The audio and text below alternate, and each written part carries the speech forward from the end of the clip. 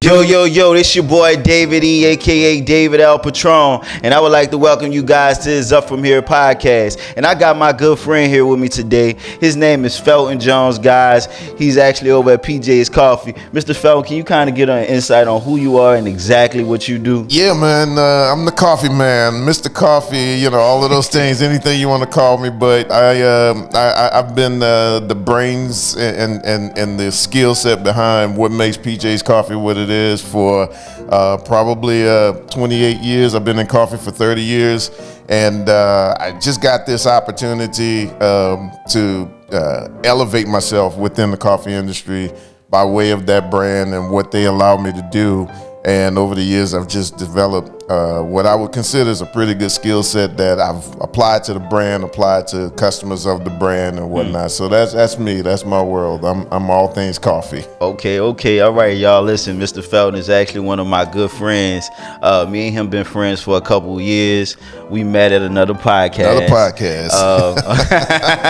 Wow. With a few more of our other friends, man, which was Poochie Rivera and Tatum, who actually invited us, and we all been cool ever since. Yeah, she's in real estate herself. Yeah, she's in real estate now too. I think she moved out to Dallas. Yeah, man, that's actually pretty cool. So listen, man, can you share some stories behind the founding of PJ's Coffee and how has it evolved over the years? Yeah, so PJ's, the letters in PJ's stand for Phyllis Jordan. She's the lady that started the company back in 1978. So I think we're 45 years in existence now. And she started that brand really with the mindset not to be what you see as PJ's today. Her mindset was the West Coast had this thing going called specialty coffee. And, here in New Orleans, our form of specialty coffee was Cafe Du Monde, coffee and chicory and all. So she wanted to bring that opportunity to New Orleans so that people in New Orleans could be able to experience what the West Coast crave was all about. And it worked. It evolved into her opening up a cafe. Okay. And then, after having about maybe 4 or 5 locations, she decided to go ahead and give franchising a try. And it's been all up from there for her, man. And wow. That's actually pretty cool, man. And guys, I don't know if y'all know it or not, but I actually come from the beverage industry myself. Before I got into real estate, I owned a company called Lavish Lemonade. So today is pretty interesting for me too as well. So what sets PJ's apart in the competitive coffee industry, and what values drives the brand? Yeah, so I would tell you that the main thing, kind of giving myself some props, I'm proud of what we bring to the table in the form of coffee. So I would love to say that, one of the things is the quality of the product itself. But I think the other thing is that while you see PJs all over the place and you see, the number of locations opening nationwide now, we got locations in Vietnam as well as Kuwait City. Oh, wow. But, the thing that sets us apart is it's a franchise. Okay. And so when you see all of these stores, you're supporting a small business because although there's PJ's corporate, there's somebody that owns that location, and they may have only that one, or they may have, as many as 3, but it is someone who decided to take some of their money and invest it in an opportunity to become a business owner by way of franchising. Wow. And so all of these PJs that you see out here, are kind of like small local businesses just carrying a big name. That's actually pretty cool, man. So in what ways have the coffee industry changed recently,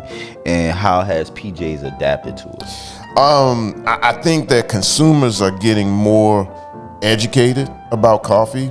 You said it a few seconds ago that when you and I originally met on a podcast wasn't as big as it is now. It wasn't a thing. Right. So as it pertains to specialty coffee, people are becoming more educated about what exactly that is, and it comes with a price tag. Right. So if you're paying a pretty hefty price for your daily intake of what you choose as a beverage, you want to make certain that it's authentically what it says it is.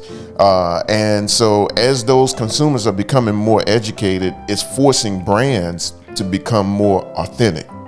And so for individuals like myself, one of my job duties, I guess, if you will, is I do all of the sourcing of coffee for PJs. So earlier this year, I had the opportunity to go to Brazil, man. And I went out and established some good connections and resources with some farmers as well as exporters there, and built a good commitment, if you will, between PJs and Brazil. And just now we're starting to see the fruits of that, because that coffee is starting to actually hit our docks here in New Orleans. So I think that's probably the biggest change.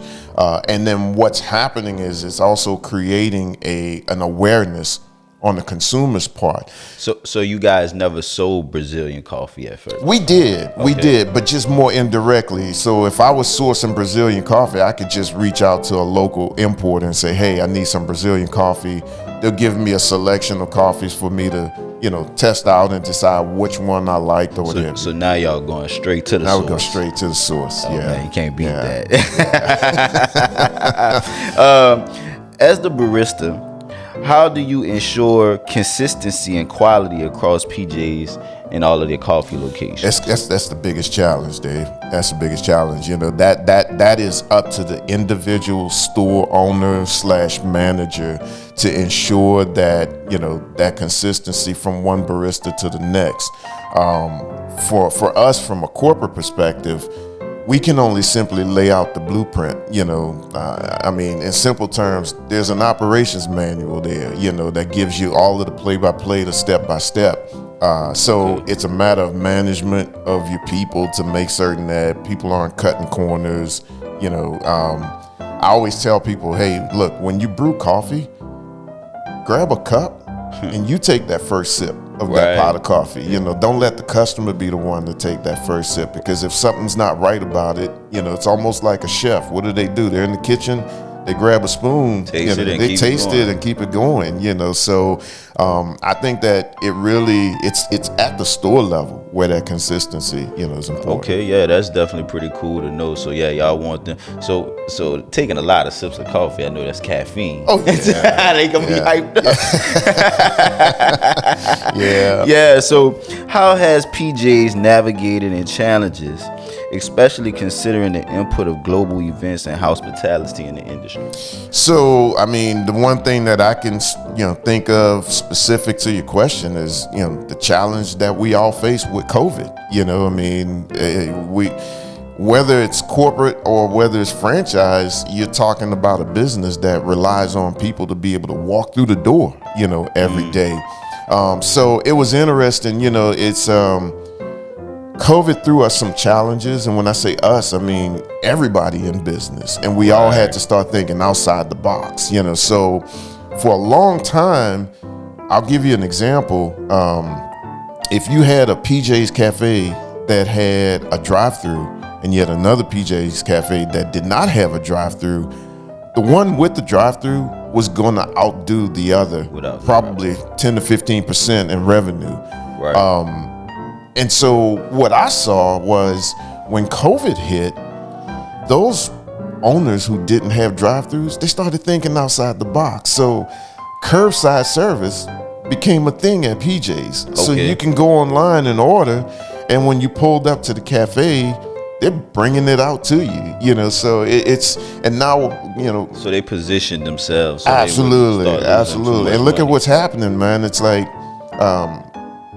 drive-thrus obviously still exist. That's still a thing. We're lazy as consumers. We don't want to get out our car if we don't have to. Right. But you just look around, and every restaurant now has designated parking spots for what? Curbside takeaway. Because that's what we've become spoiled with, as consumers. So as far as challenges, you kind of take them on individually. So are you guys gonna move towards the kiosk? Actually, there's a kiosk that's in development. The kiosk only from the sense of an ordering perspective, so it's sort of a non-traditional drive-through where out in the parking lot there's a kiosk that you can pull up to, place your order, pay. Oh, wow. You know, and then you'll be assigned like a spot number. You go pull up to that spot and someone brings it out to you. I don't know that you'll see us get to that place where it's a kiosk as in an unmanned, you know, setup that you order and, you know, some machine or some robot is in there. That's not what people come to a coffee shop for. You know, it's like they want that personable interaction, you know, that personal touch by that barista for sure. Right. So listen, PJ's has a unique New Orleans influence. How does their culture aspect influence the brand that it's offering around the world?